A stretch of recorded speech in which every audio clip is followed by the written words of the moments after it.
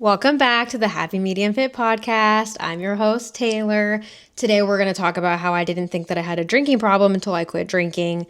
And I noticed this because I want to challenge you. It's my fun little challenge that I want to start with. If you don't think that you have a drinking problem, but if you can't give up alcohol for 30 days, so like if thinking about even not drinking for the next 30 days, I also know it's summer, but if you think that that would be difficult for you, then I want to challenge you and say maybe you do have a problem with it. I'm not saying you're an alcoholic, don't get offended, but this is a sign. So a lot of people maybe aren't like binge drinking every weekend and like partying and all of that, but even drinking a glass of wine every single night to wind down is still excessive drinking and can be hindering your fitness goals, your health goals in ways that maybe you wouldn't expect, and things that we have normalized that are not normal. And so I noticed this because back in January of 2023, I remember on New Year's, I was out partying. I was out at this mansion party in the city, and like that normally would have been so fun for me. And I like look around and I'm like, hey, I'm really just like not having fun. I'm not having fun anymore. The hangover is never fun. Recovering from it was horrible. And later I found out that like my PCOS does make hangovers worse than the norm. So also the older we get, right? But also I have such a high tolerance for alcohol that I would need to drink so much to even get drunk. So then the hangover would be even worse. Anyways, we're not here to talk about my high tolerance, but I quit drinking back in 2023 just for like a temporary phase, almost like a 75 hard vibe, where it was like, I'm just going to see how long I can go without it and see how good that I feel, almost like a fun little challenge for myself. And it was like, I don't want to say New Year's resolution, but it was like, I just want to see if I can do this and like really lock in on being as healthy as I can be. I've been a fitness coach since 2021. A lot of the Happy Medium Fit branding was showing you guys how I could go out and drink and how I could balance both and how I could be known as the fun party girl and still, be fit and be what I thought was healthy, because I still was working out all the time and, I was counting my macros, and on the outside I looked amazing, but on the inside I was not doing so hot, and I didn't have my period. I would get my period like 1 to 2 times a year my entire life, and I didn't associate alcohol with being the problem or a part of it. And so drinking has always just been normal for me. Let me just start there. Like ever since a very young age, I've always been hanging out with, the street rats and going out and, the memes where you're drinking in a field and you're in these random guys' cars. And it's like, that was me. I was a total just like, I would be getting into any shenanigans possible and doing anything for the plot, anything for the bit, anything for the stories, and genuinely, it was fun and it did serve its purpose. But at some point, you got to grow up, right? And so even when I was an adult and even when I was a coach and everything, it just was something where my friends, even if, we're all, have our life together, if you will, and we're successful or whatever, it's like drinking is just such a social norm. Like you don't have to be a delinquent to be drinking, and everywhere that we go, everyone's drinking.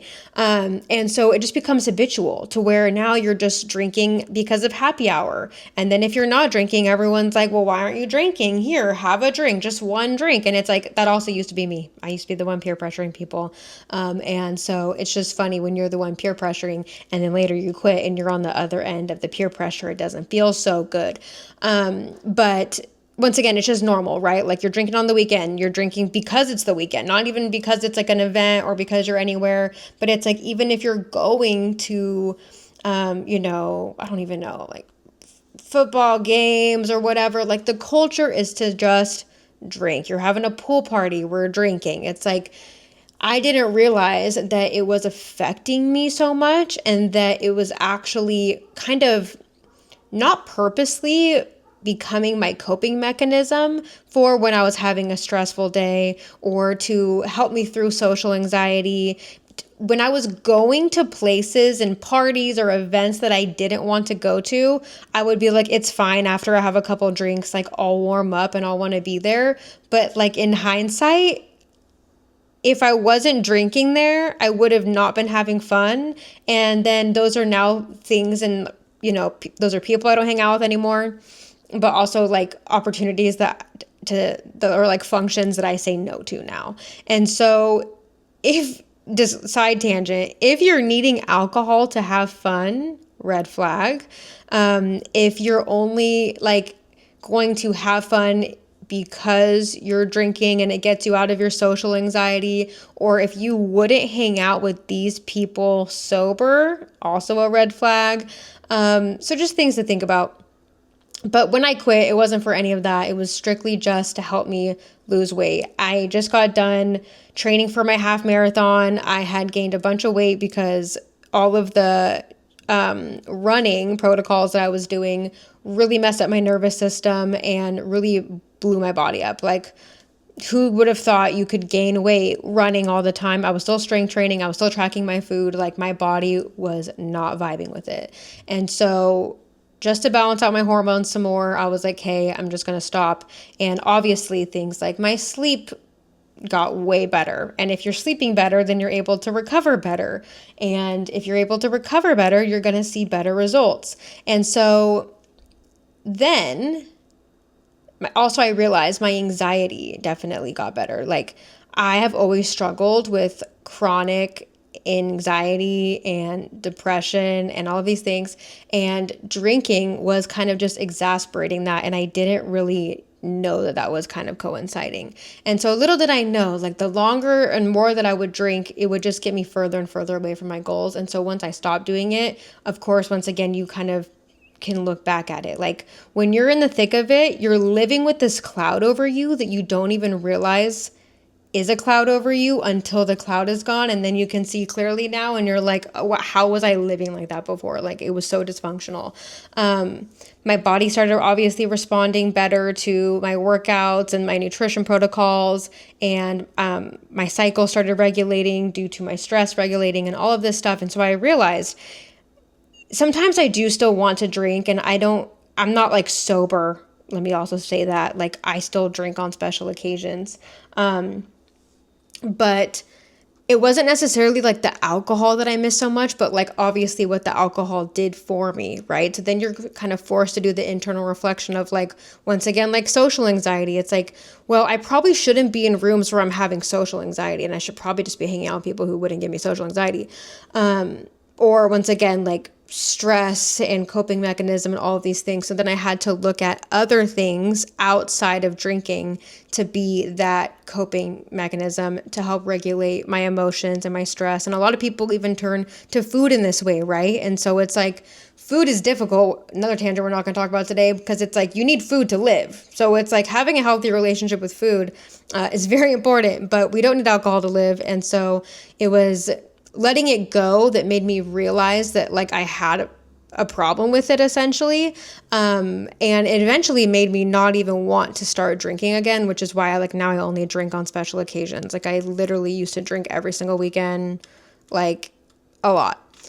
So let's dive into the science about why alcohol can be impacting your hormones and also be preventing you from losing weight if you have been trying to, to lose weight, and despite dieting and exercising, if it's not working.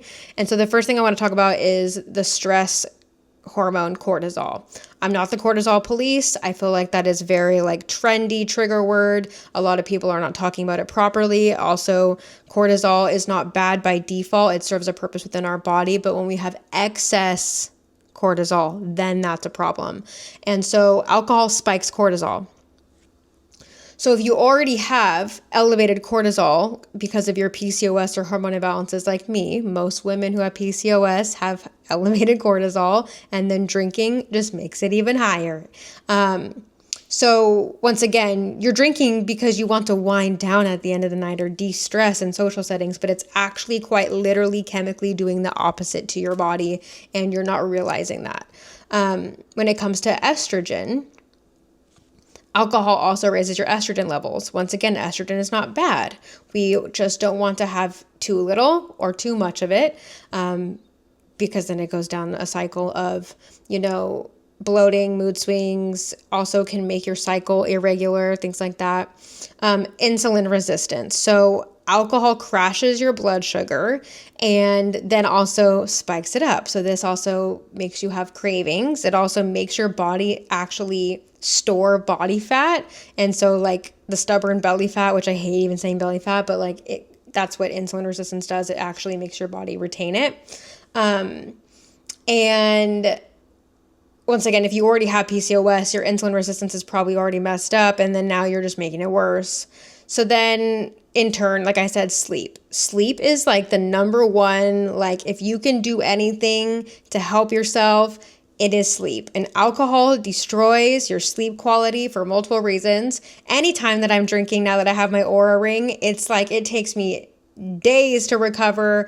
It just tells you how little you're sleeping, how you're not getting any REM sleep. And sleep regulates your hunger hormones, leptin and ghrelin, which signal to your brain when you are hungry and when you are full. And when these hormones are out of whack, your brain and your body quite literally doesn't know when it's hungry or when it's full, and it causes you to overeat, and then also makes your weight loss harder, and also your cravings worse. And that's why, we always want something greasy, always want something fun, and then you're more likely to not care what you're eating. And then you're going to be off track in that sense as well. Not just overeating, but just eating, things that you probably normally wouldn't be eating in excess like that. And just drives overall inflammation in your body and the puffiness in your face, and just makes, once again, recovery, weight loss so much harder. So the anxiety, the puffiness, the spiraling after, it's, all kind of creates a domino effect in your hormones, which makes it genuinely harder for your body to lose weight, in the sense, if that is your goal, or if you have PCOS and regulating your hormones is your goal. And so you have to have lifestyle habits in place to kind of help you with quitting drinking, right? And so the first thing is going to be strength training. You guys know I'm all about strength training. It gets to the root cause of all your hormone issues. It helps reverse insulin resistance, helps balance out your testosterone, and once again, getting to the root causes of these imbalances in the first place and regulating that. But it's also great for, de-stressing, and moving your body is always great. I'm all for strength training. Obviously, fueling your body properly and making sure that you're having the adequate amount of protein and calories for your body, nobody else's, and having a professional tell you what those are if you don't know how to do it yourself. And sleep and stress management, like I said. And so sleeping 8 hours a night, having a bedtime. I know we're too grown for bedtimes. No, we're not. You're never going to outgrow your bedtime. You have to try to aim to sleep 8 hours a night, which means you should be getting in bed 1 hour before your bedtime in order to fall asleep at your bedtime, and trying to go to sleep and wake up at roughly the same times every single day is key. So yeah, we don't care just about the amount of sleep, but also the quality. So we want to focus on quantity and quality sleep. And then stress regulating, like I said. And so removing alcohol was removing my crutch, my emotional regulation, my stress regulation at the end of a tough day, a tough week. Once again, to just loosen up and to just have a good time. And so I was forced to find other ways to have a good time and to sit with myself. This was the scary thing that I didn't know that I was avoiding. I was never alone with my thoughts, and I was never physically alone, because it's Thursday night, Friday night, I'm what are we doing tonight? What's the plans? And then before you know it, I'm with my friends, or I'm out literally for the whole weekend, and just never, alone. And then you wake up Monday, you go to work, you're not alone, you go to the gym, you're not alone. And then it's I was just constantly finding things to, once again, fill my time, or fill the void and just not be alone. I really hated being alone. And it gave me anxiety being alone, and I could never really pinpoint why. And then, once again, yeah, being alone with my thoughts. And it really forced me to do some of the inner work that I had been neglecting. Being inside my head and alone was scary. I was also single, so it wasn't like I lived with anybody or had like a partner to come home to or anything for all of this time where I was quitting drinking. Me and my boyfriend just got together at the end of 2024. So for like, the 2 years when I was in the thick of not drinking, I, was single and would come home alone. And it forces you to be inside your head, which was a scary place for me. But it was through the discomfort that I was able to unpack things. It was through the discomfort that I was actually able to, get comfortable in solitude, be comfortable in just being within my own company, so much so to the point to now I actually prefer it. And so like moving in with my boyfriend Drew was like difficult for me because I loved being alone so much. Like I loved hanging out with him on the weekends or whatever. And then I loved my alone time and being able to recoup.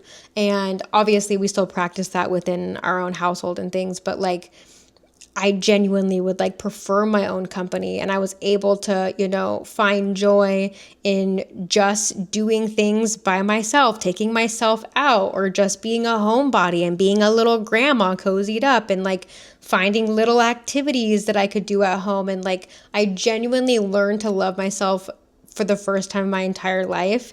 And I just didn't realize like the effect of like, just quitting alcohol to get fit for a little bit would have really done for me. And it genuinely changed my life. And so that's why I'm challenging you to just give it up for 30 days. It's not something where you have to go stone cold sober or, make a huge declaration or commitment. But I think even for 30 days, if you go into it with the right intentions and like knowing that, these are the things that will be coming up for you, that, it can be a really good like wake up call or realization, and a lot of good things will come out of it for you. And so, yeah, it's not necessarily the alcohol. This also could be something else for you too, right? So maybe this is even bringing up other things to mind, like, that you use food to, stress. I can't even talk. Food as a coping mechanism to de-stress, or maybe it's something else, like it's like we're almost always constantly trying to fill the void, but we actually need to sit within that void in order to become the person that we need to become and to actually learn what it is like to enjoy yourself and once again, like your own company and being in true solitude. And so, a couple questions that you can also just like keep in mind when you're asking yourself, like, are you drinking to feel something? Like I said, like to loosen up, to feel joy. Because if so, then maybe we need to dig deeper of, removing the alcohol. Once again, we're not chasing the alcohol, we're chasing what it does for us, right? And so it's like if I were to remove that and realize, oh, I'm chasing comfort, I'm chasing joy, I'm chasing acceptance and, fitting in with other people and whatever the case may be, then it's like that can kind of be your starting ground, a North Star to kind of reverse engineer and work back from of like, well, what do I need to do to start fostering that in a healthy, different way? Finding hobbies, finding new friends. Like that's the other thing. I lost so many friends in this process and like, not necessarily like lost them. It's like, we're all still cool, but like you slowly stop getting invited to those hangouts when you decline so many times. And it's like now I was forced to kind of like put myself out there and be vulnerable and, like start a book club. And it's like, for a different sort of community, and then it's like I started a walking little club get together and, just trying to find other people to hang out with around hobbies or activities that don't include drinking. And it's like if you can't find it, sometimes you have to be the leader and start it yourself, which is vulnerable and scary. Like when I started both those things, I was like, I'll be happy if one person joins, but like you genuinely are a sum of the 5 people that you hang out with. So it's like looking at those 5 people that you hang out with, like, maybe that has to change, and that's scary. but also I'm so grateful for that period too, just thinking back to of like how I was single. Like I used to be chasing a partner and wanting someone who could go out and like, drink or whatever. And it's like my boyfriend now doesn't drink at all. Like he just doesn't drink.